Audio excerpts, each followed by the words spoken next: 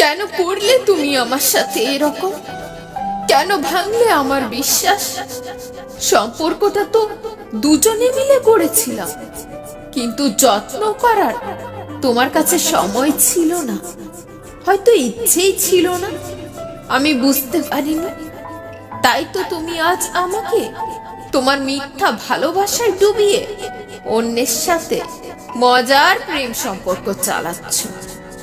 মাঝে মাঝে জানি না কেন আমি কষ্ট পেলাম।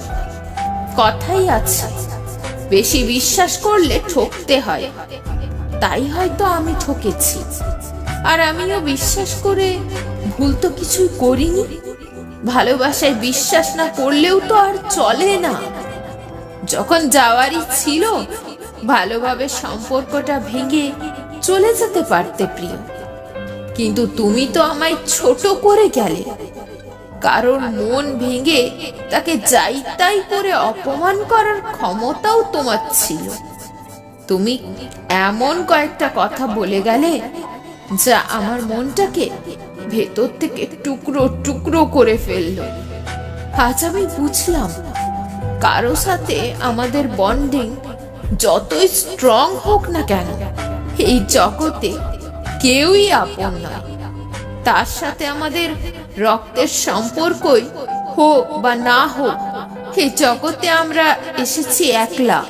তাই এখানে পাওয়া মানুষ, সম্পর্ক সবই মোহ আর মায়া ছাড়া কিচ্ছুই না। আসলে কেউই আপন হয় না। মানুষ নিজের প্রয়োজন বুঝে আপন বানায়। যার সাথে প্রয়োজন থাকে না, সে আপন হয় না। যতদিন আছে প্রয়োজন, ততদিনই প্রিয়জন। তারপর আর কেউ থাকে না আপনজন। সবাই হয়ে যায় অচেনা মানুষজন।